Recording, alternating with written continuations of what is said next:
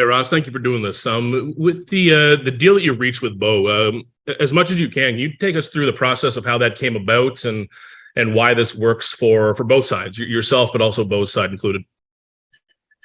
Yeah, I'm obviously very excited, really excited for Bo. It's always a good outcome to reach an agreement with one of your best players, and he's been so integral to this team and this franchise for some time now. So a great day for the organization to get to this point, and very, very happy for Bo and his family. He has certainly earned it, has been one of the best players in the game, and we think he's going to continue to be. And so it's again, just something that we're very excited about.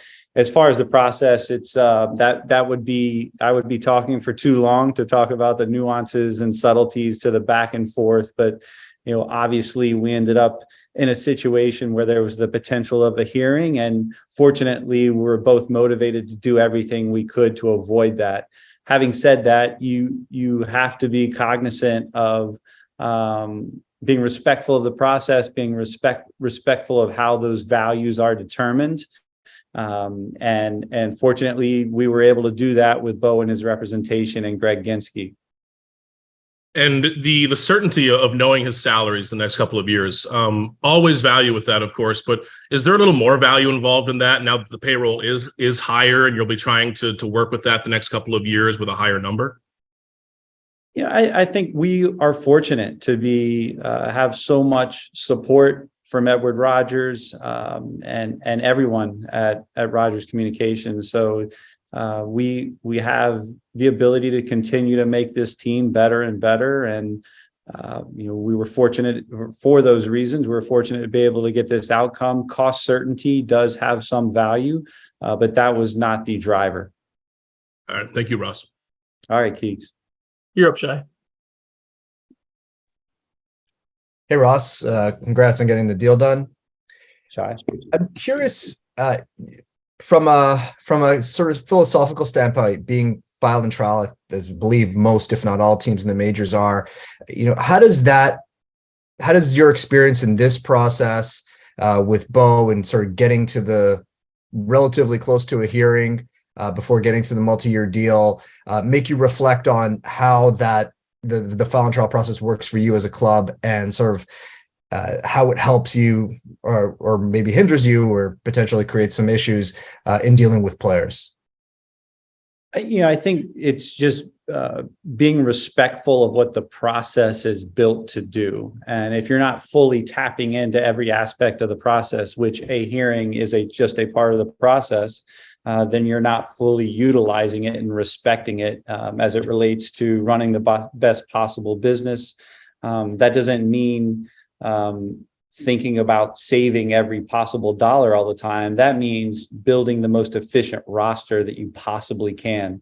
As we do every single deal, what we have to always be cognizant of is building the best possible team around each deal. And that means having discipline. And sometimes that means being willing to go to a hearing.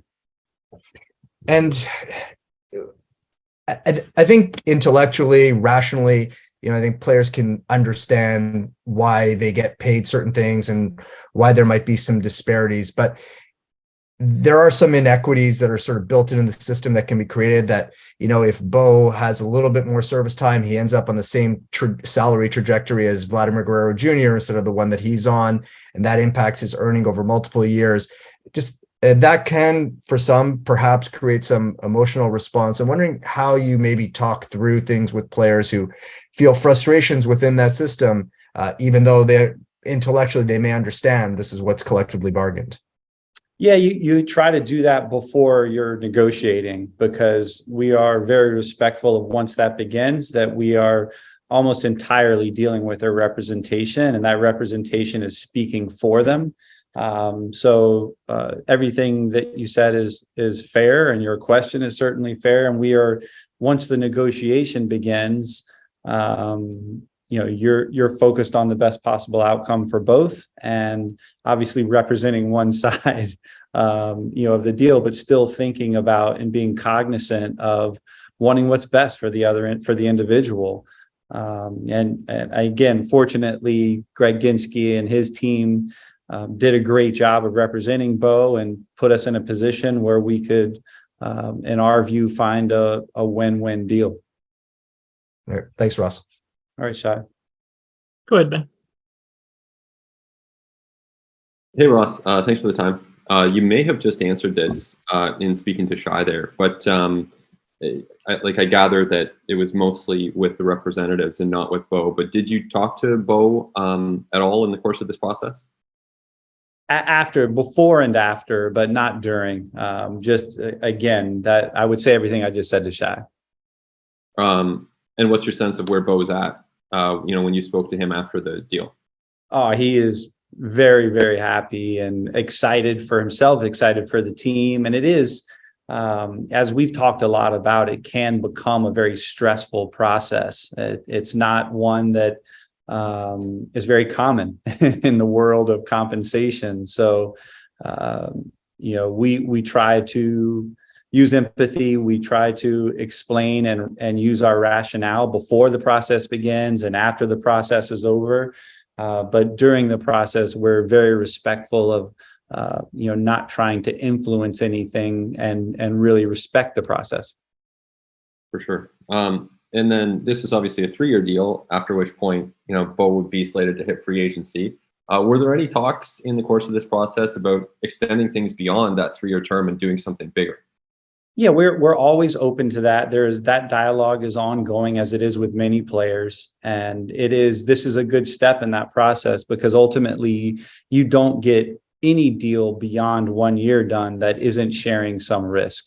Those are the deals that when there are extensions and when there are, extended pre-arb deals, they're always in and around sharing. So they always involve sharing risk. For sure. Okay, thanks. Go ahead, Mike.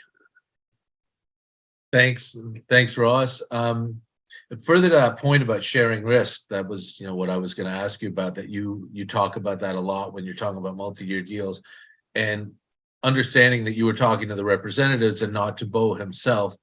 How difficult is it to get to a point where you're at a comfortable point sharing risk with someone like Bo, who is so secure in his ability and knows what he's capable of doing and knows what, if things go well for him, what the potential is for him to make over the 3 years? Yeah, I mean, he was awesome about that. And I think he does have the belief that he will continue to be one of the best players in the game, and as do we. If that weren't the case, this deal doesn't happen. These types of deals happen with MVP caliber players, and we believe that he is an MVP caliber player and will continue to be.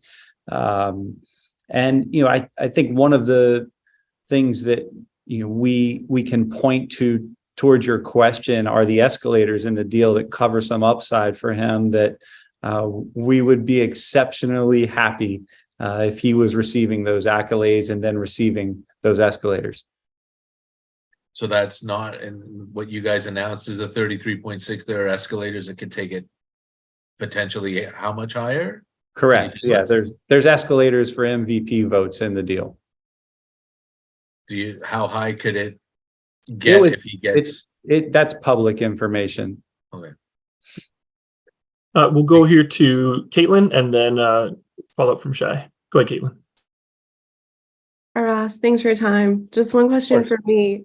You talked about how this can build sort of goodwill, obviously, with Bo and that partnership. Do you think that these kinds of deals can also build goodwill to other players in general who might see themselves in a similar position as Bo, whether approaching free agency or still in that arbitration period? I think anytime you're finding a solution is good for an organization and the environment. At the same time, had it gone to a hearing, every team has to be willing to for that to occur, or the process just doesn't work. But I do think your question is a good one, and I know that our team was excited to see that outcome. We would much rather be having this meeting today than talking about the outcome of a hearing, and I think that goes for our entire team. And there's no doubt in my mind that news in many ways was received positively on a group level, and as you referred to certain individuals. Awesome. Thank you. Thank you, Caitlin. Okay, go ahead, Shay. Hey, Russ, you touched a little bit about on this a little bit with the escalators, but I'm just curious what you might be able to share about how the process of figuring out the salaries for years 2 and 3 in this kind of deal work. Like, what kind of projections do you put in? And then I guess what role did the escalators, do you feel that play into sort of making everything come together? Right. So it's an interesting balance when you're just talking 1 year arbitration. Everything is based on history. You're always looking directly at comps. And there's sometimes a raise argument that comes into play as well. So there's different comps that are factored in depending upon which strategy you take. And when you go into a longer term deal, that is the basis for how you're determining those values, but it becomes less academic and more about how much risk you're willing to share. So it's not as focused on the exact comps in an extension discussion. In the case of Bo, in a 3-year deal, it became based on the framework of what those raises could be, and then ultimately sharing the risk and what those outcomes might be on the low side. And we're entirely focused on them being on the high side. And that's why we're excited to include the escalators for them. And would everything kind of be even as you're kind of figuring out year 2, did you guys have to kind of figure out what's a fair number for year 1 in order to understand how you'd escalate to year 2 and year 3 still? Yeah, I mean, kind of agreement. Yes, and I think that had been pretty well framed before we, got to an extension discussion. We knew where they were seeing it, and they knew where we were seeing it. We had extensive dialogue, and that was the beginning. That was the foundation for finding a deal. All right, thanks, Russ. All right, Shai. All right. Well, thank you, everybody, for joining us today. Those of you traveling to Florida in the near future, have a safe travels there, and looking forward to doing this all with you next week. Thanks, everyone. Thanks, Rod. Congrats on the bump, Rod. Oh, thanks.